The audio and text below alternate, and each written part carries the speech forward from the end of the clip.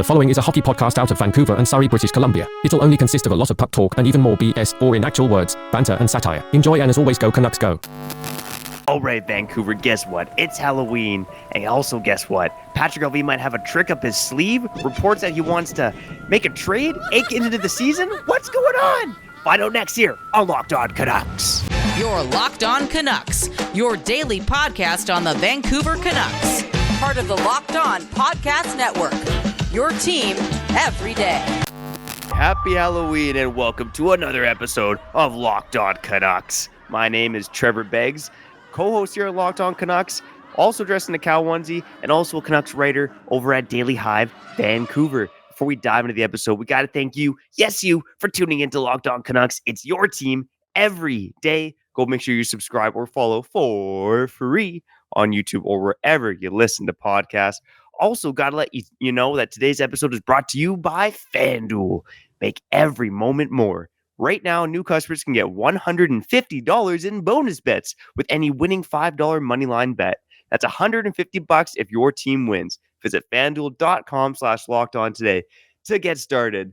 Speaking of getting started, the Canucks season is well underway. They're kicking some ass early on, and apparently, Canucks management might want to reward the players for a hot start. Are you kidding me? 8 games into the season? We're going to touch on that in segment 1. In segment 2, going to talk about Rick Tocchet, his appearance on After Hours, and why he hates the word soft. But before we do that, I'm going to introduce someone who's definitely not soft. If you're on YouTube right now, you can enjoy my co-host Kyle Bhawan in a frightening monkey costume. Kyle, let me ask, how you doing and how sweaty are you in that thing? I'm doing good, man. I'm doing fine, and I realized my nipples are sticking out on this episode. But I'm pretty sure nipples are okay in this day and age. I'm pretty sure feet are more sexy than nipples. Like, they're more R-rated. Wow. No, I'm just saying, like, times are different now, man. Not for me. I'm just saying in general. And further details of this continuing story. It's only been 8 games. You know what I'm saying? We're 5-2-1. After tonight, we could be 5-3-1. We could win 5 games and have lost 4. It's early. Rewards? It's way too early. Yeah, apparently it's way too early. I agree with you, but here's the report from Rick Dollywall of Donnie and Donnie. He said this on the show this morning. He said, quote, "When you talk about the Seattle Seahawks, you nailed it. They are 5-2, the Seahawks, and they just added an all-star, all-pro defensive lineman, and their coach said, we're rewarding these guys. You nailed it. That's what Canucks management is doing right now. They believe in this team. I'm hearing the Canucks would like to add. They're trying to get better. It's not easy in a capped-out NHL.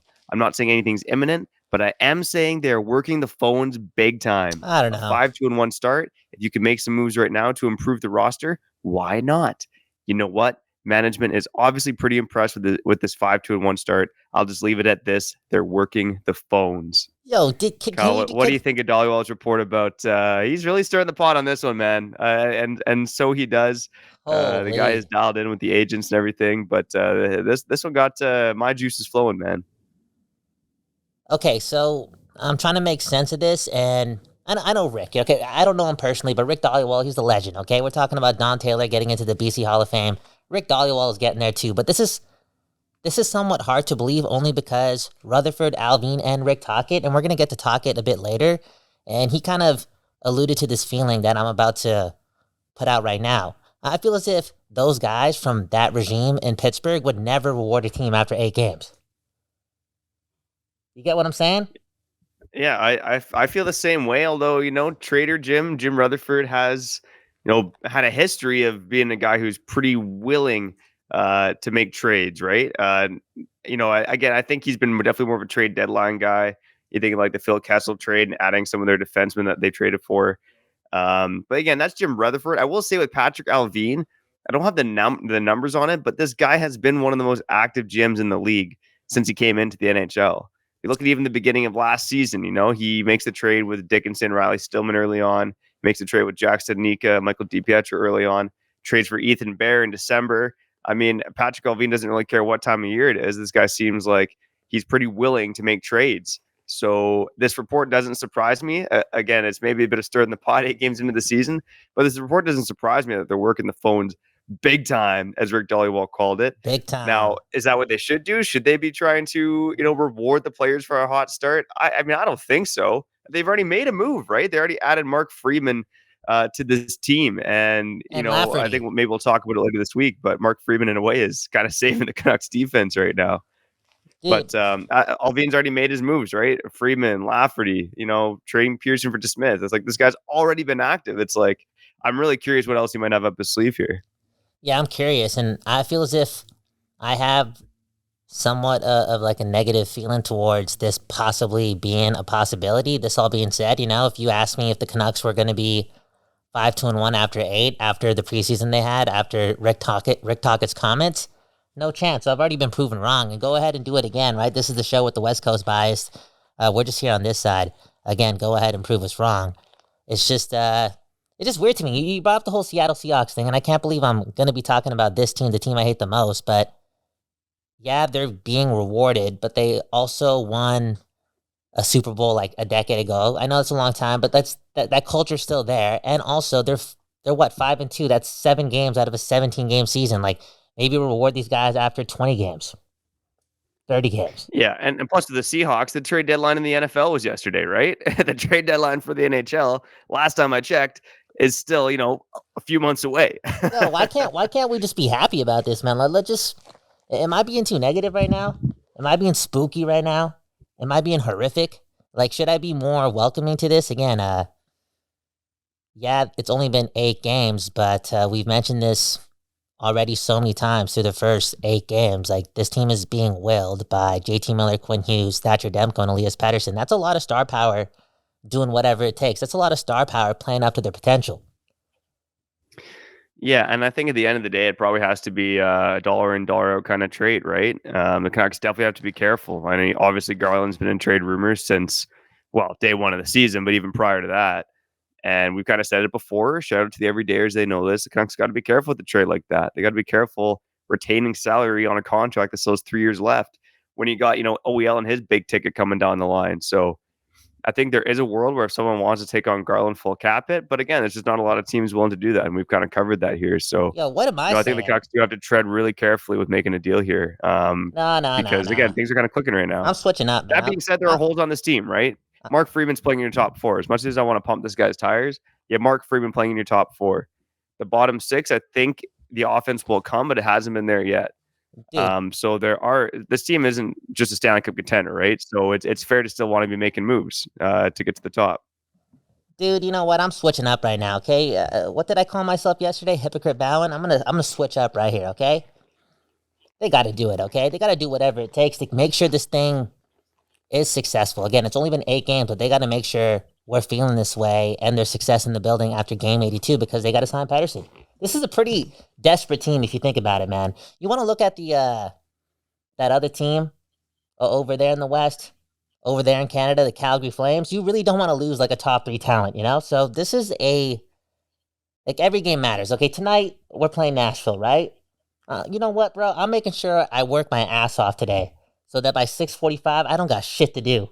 For real. I'm going home early. I'm calling the boss. These games matter. And they matter right now. And this season matters so much. Not because this core desperately needs a Stanley Cup, but they desperately have to, get that Pettersson deal done and make sure it's long-term. Because you want to be around for a long time. And with that OEL cap hit coming heavy down the road, this has to be like an 8-year commitment to, again, one of the best players in the NHL. Yeah, like I said, yeah, you're right. This season does matter. And here's the glass half full scenario for the Canucks. I know.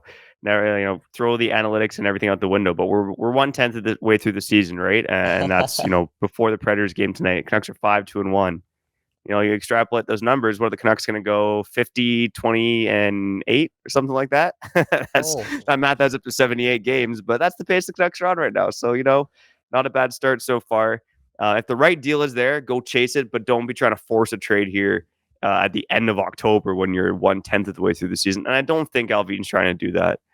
Like I said, work the phones and make the trade if it's there. But, again, curious to see what transpires. Don't hate the report, but it did make me raise a couple eyebrows here. And these are some big eyebrows, let me tell you. Heavy eyebrows, man, on your side. I'm feeling that way right now. Right now, I'm a monkey, man. An angry monkey. What would my name be in a movie? Planet of the Apes. What would my character's name be? I think Chavi. Chavi? I Yeah. was thinking, I don't know. I had Banana Man Bhawan on my mind, but Banana Man Bhawan, really? Like, yeah, I don't know. You're kind of frightening for that. I don't know. Boogeyman Bhawan. oh, the boogeyman. Boogeyman Bhawan, dude. Anyways, Locked On Canucks, your Canucks every day. Trevor Beggs, Kyle Bhawan. We're going to talk about Rick Tocchet in a couple of minutes. We're going to recap that after-hours conversation that he had 3 days ago. And it pumped me up, man. You know what it did, bro? It made me forget about Bruce Boudreau. I'll tell you that much. Anyways, Beggsy, who we shouting out here? All right, I gotta let you know it's time to score early this NFL season with FanDuel, America's #1 sportsbook. Right now, new customers can get $150 in bonus bets with any winning $5 money line bet. That's $150 if your team wins. If you've been thinking about joining FanDuel, there's no better time than now to get in on the action. And hey, if you're going to take advantage of this deal at FanDuel, you might want to listen to your boy Beggsy. Hit me up for some NFL advice because I went 14-2 with my picks last week. Not a big deal. So if you are on FanDuel, I got to let you know the app is so easy to use, okay? There's a wide range of betting options, including spreads, player props, overs, unders, and more. So visit FanDuel.com/lockedon and kick off the NFL season. FanDuel, official partner of the NFL. This show is sponsored by BetterHelp. Do you ever feel like your brain is getting in its own way? Like, you know what you should do and what's good for you, but you just can't do it? Therapy helps you figure out what's holding you back so you can work for yourself instead of against yourself. For example, it's helpful to learn positive coping skills and how to set boundaries. It empowers you to be the best version of yourself. And it isn't just for those who have experienced major trauma, it's for everyone. If you're thinking of starting therapy, give BetterHelp a try. It's entirely online, designed to be convenient, flexible, and suited to your schedule. Just fill out a brief questionnaire and get matched with a licensed therapist and switch therapists at any time for no additional charge. Make your brain your friend with BetterHelp. Visit betterhelp.com/lockedonnhl today to get 10% off your first month. That's BetterHelp, HELP.com/lockedonnhl.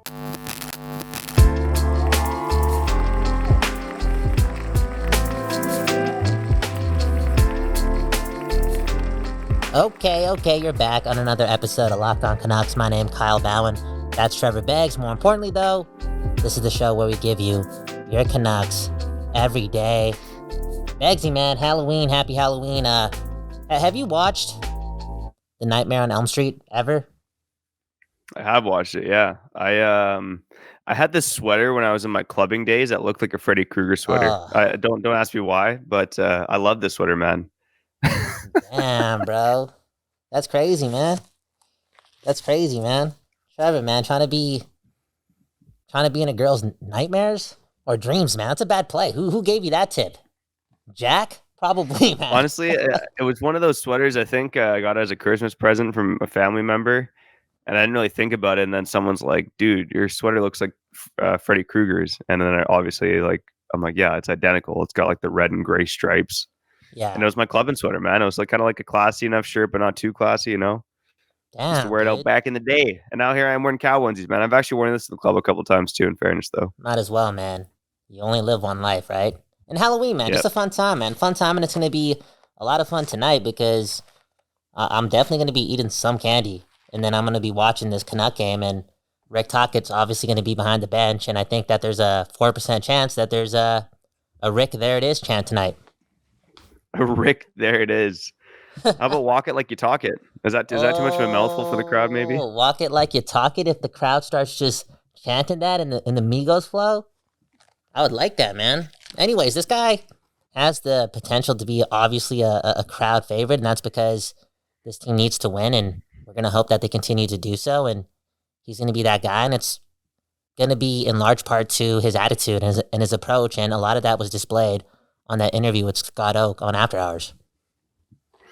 Yeah, and I think one of the most interesting things, it was honestly, it was a great interview. Towards the end, Tocchett's like tearing up as they bring up, he brought the Stanley Cup to a retirement home where his dad lived, and his dad passed away in 2018. Lots of photos of him and DeBrusk, who were obviously DeBrusk was involved in the interview, and the two fought. So yeah, lots of good clips from it. But I think one interesting things in terms of the present day Canucks was his use of the word soft. And Scotto kind of called him out, and we heard it here after that Philadelphia Flyers loss that he said, I don't want to call the team soft, but, and he kind of skirted around it a bit, but you know what he really wanted to do there, Kyle, was he wanted to call the team soft, you know? So Scott Oak asked him, you know, why use that word and why he hates the word soft. And I think one of the things he brought up was sacrificing your game for the betterment of the team.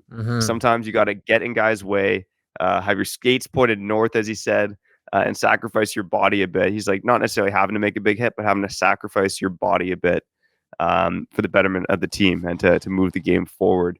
Now, what do you think? You know, after that Philadelphia Flyers game, obviously it's been the worst game of the Canucks season so far. Do you think the Canucks have kind of followed that advice? Do you feel like they're, of course, man. You know, of course, man. It's not soft anymore. Remember what I said after the Philadelphia Flyers game? I was like, yo, like, so many people are talking about how they need to try harder, and then so many people are like, oh, but they're not going to be able to try hard unless they fit in with the structure, they buy in. No, you know what comes first? It's the effort. It always is the effort. It's the confidence, man. The confidence is allowing everyone in the building to kind of be on the same page and for that message to be heard from Tocchet to the team. And the other message is like, yo, here's the system. Play the system. Believe in us. We got this. It's just a lot of things, man. I've been listening to a lot of Phil Jackson, but I'm only saying that because the team mojo was so broken going into the season. And the only thing that was going to fix it was winning. And the only way they were going to get there in the beginning of this era was effort. So I'm glad that they're doing it. Yeah, they are doing it. And two guys that are also doing it are Quinn Hughes and Elias Pettersson. Now, if you missed yesterday's episode, we did touch on the Canucks GOATs of the week. And guess what? The list didn't have Hughes or Pettersson. We had 5 other Canucks who were the best Canucks of the week. You think we're crazy? That might be the case. But if you want to hear our 5 players first, make sure you go check out yesterday's episode of Locked On Canucks. He had two quotes that stood out to me about Pettersson and Hughes. With Pettersson, it was he's tired of losing. And I think a lot of people in that locker room are tired of losing. But again, Pettersson, believe it or not, is one of the longest tenured Canucks on this team because his roster has really gone through an overhaul. He's in his 5th NHL season. He's made the playoffs once and played playoff games in front of no fans. So it's time for Elias Pettersson to be put on display in front of the hockey world in postseason games that matter. And it looks like he's driven this season, right? You know, we talked about the guy's tied for 3rd in the league in points prior to Tuesday night.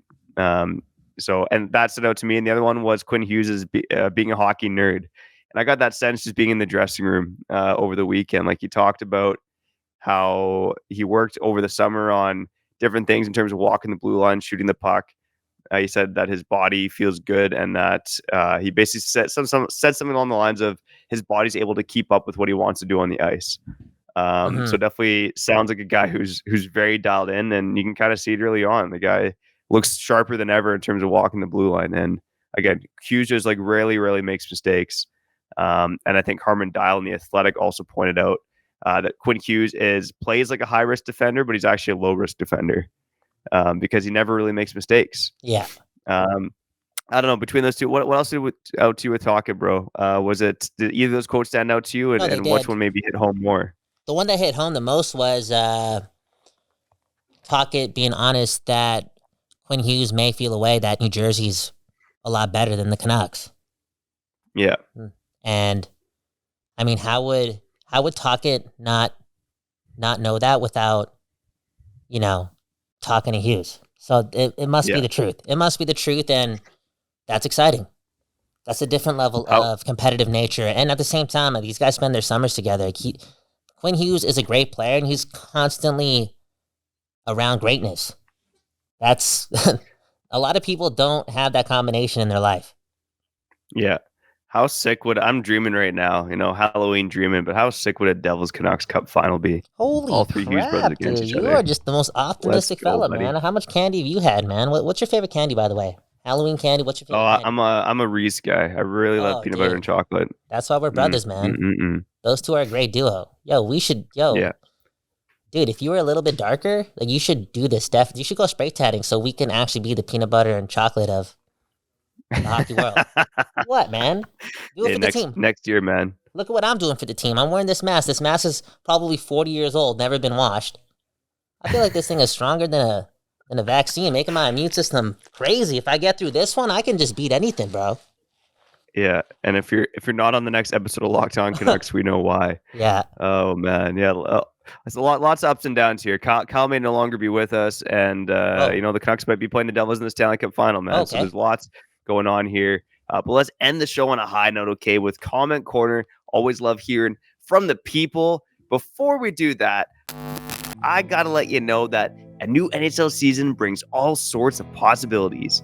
Phil DiGiuseppe could score 50 goals. The Canucks could hoist the Stanley Cup. And you could win big by playing daily fantasy hockey on Sleeper, the official daily fantasy app of the Locked On NHL network. Sleeper is my number one choice for daily fantasy sports, and especially daily fantasy hockey. Because with Sleeper, you can win 100 times your cash in daily fantasy hockey contests. Canucks and Predators playing tonight. Nils Höglander, he's had some success against Nashville going back to last season. He scored again in this game. He might be a guy that I'd be maybe not banking on to score, but at least put a few shots on net in this game. You can make bets like that on Sleeper, whether you're picking studs like Nils Höglander, Phil DiGiuseppe, or even Mark Friedman. You can get their projections for more or less on Sleeper projections for things like goals, assists, saves, plus, minus, and more in a given game. To win 100 times bet on Sleeper, you need to correctly predict the outcome of 8 player stats. You heard me, Canucks fans. You can win 100 times your money playing daily fantasy hockey with Sleeper. So start paying attention and nail your picks so you can start winning big. Use promo code LOCKEDONNHL and you'll get up to a $100 match on your first deposit. Terms and conditions apply. That's code LOCKEDONNHL. See Sleeper's terms of use for details and locational availability. People, before we get back to the show, baby, I gotta tell you that new episodes of Locked On Canucks will be available wherever you stream podcasts and on YouTube at 4:20 p.m. for no reason at all, okay? New episodes every day at 4:20 p.m. Again, wherever you stream podcasts and on YouTube. Let's get back to the show.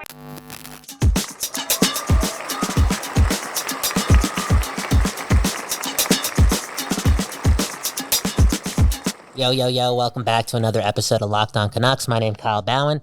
More importantly, that's Trevor Beggs. And more importantly, this is the show where we give you your Canucks every day. Hit the like button, hit the subscribe button if you did enjoy today's episode and you're new here. And if you didn't, don't do it. Don't do it. Don't lie to yourself. I know we are all Canucks, but you can save the world with one less lie at a time. It's just the truth. It's just the truth. I don't know if you've ever heard that before, but it's definitely the truth. This is something else that can save the world too. And you brought up BetterHelp earlier. You got to ask your people, man, this question. And I'm going to ask you this right now, Trevor. How you doing? I'm doing great, man. The sun is shining. Taking my daughter trick-or-treating tonight. It's not to love, buddy. You're going to steal all the Reese's Pieces, aren't you? No, because I want to indoctrinate her and make it her favorite. So, Okay, I'll leave her a couple. Damn, bro. You're allowed to do that in 2023? Pick your daughter's favorite chocolate, man? That's kind of crazy of you to say, man. I'm just she got to try a little bit of everything, and she can make her own decisions. But you know what's good, man. Look at how you turned out being addicted to those things, right? You want what's good for her. I like it, man. I like it. It's the best time of the year for children. Like candy, running around, being with your friends, dressing up. It's a good time, and I hope everyone has a safe and happy Halloween. Let's get to our favorite part of the show, Comment Corner. Welcome to Comment Corner, powered by Paraphrasing. This comment comes from David. I can't be that high on PT and Miller since the power play hasn't been perfect. Those two are a big reason why the power play is rusty good. This has been the cockiest episode of Locked On Canucks ever. Look at us, man. Look at how Allvin and Rutherford are supposedly acting, right? Look how the fan base is acting now, right? Our PP's got to get better. Trevor just told me they're 7th in the NHL. I get it though, 1 for 6, but they've been good. They've been great. I kind of like the cockiness, and I kind of like how the cockiness also balances out with Rick Tocchet and his awareness. I feel like he's aware of the situation, and he's not even close to being up right now. And that's the alpha. That's the leader. So let's stay cocky. It's okay. We're led by the right guy. It's just really, really fascinating to me how we're feeling after 8 games, Trevor. This is something else, man. Something else. Yeah, and there was a stat after the St. Louis game that, the 5-2 start was the Canucks' best start in 18 years, okay? In 18 years. It's been a long time since the Canucks have started the season this hot. And Yo. obviously, that was kind of like as the Sedins really started to take off. I believe that was the 05-06 season. So obviously better seasons for the Canucks since that. The Canucks even make the playoffs that season. But the fact of the matter is, I can see the commentator's point in the short term. Canucks power play was 1 for 6 against the Rangers. If that, again, in a simulation, the Canucks win that Rangers game, 85 times out of 100, I think. They were the better team. The power play probably gets a couple bingos. I still think the power play is creating, but they were maybe a tad off. But again, Kyle, like you mentioned, they're still 7th overall in the NHL. Pettersson and his 6 power play points on the season are tied for 6th in the NHL. Yeah, it does feel like nitpicking to say that the power play is not really clicking right now, but I do see the commentator's point. It has looked crispier, and they set the bar pretty high. They start off the season clicking at around scoring every 3 power plays. So Yeah. It's again, shout out to the commentator. Always appreciate you leaving comments. The power play has looked better, but still looking pretty damn good overall. Again, like I said, I don't mind the cockiness. It's just it's just fascinating to me, okay? And I'm okay with it because Rick Tocchet's the guy, and I feel as if he's the leader, and he knows that this is not the time to really glorify anything, and it's really just the time to see how this team can apply more effort. This all being said, the power play, in my opinion, yeah, you're right. They have been leaving a lot on the table, and there have been some stinker power play efforts as well, and they still got their way to 7th. I feel as if it would be too much of a perfect scenario if they could actually execute on the power play the way they should be, because if they could add that to the toolkit, then yeah, the Canucks are making the playoffs, man. The Canucks are signing Pettersson, man. I'm ending it on that note, baby. Because this guy's right, I'm paraphrasing, but he's saying yo, what if that clicks? What if that actually clicks? Even more. They're getting 2 power play goals a game on most occasions, right? Being one of those power plays. They got the tools. They do. They do. They really do. To have the best PP in the league. So, yeah. Look at me, man. I'm happy, man. Happy Halloween, man. Eat your candy. Watch your scary movies. I think I'm watching The Exorcist tonight at 10:30. Shout out to Guilford. I gotta man up, I want to show my girl I'm still tough, I don't get into fights, but I'll protect her. You know what I'm talking about. Especially if you're wearing that suit right there. And again, if you're listening on audio, you're missing Kyle in a very hairy, scary monkey suit right now. Holy it's really crap. not that much to look at, buddy. You look better without the mask, let me tell you, okay? Holy. But let's get out of here so that you can shower off. Again, geez, that suit does look pretty disgusting, man. Canucks Predators play tonight, 7 p.m. at Rogers Arena. We got you covered on what happens there on the latest episode of Locked On Canucks. But for now, I'm Trevor Beggs. That guy's Cal Bhawan, and you've been listening to Locked On Canucks.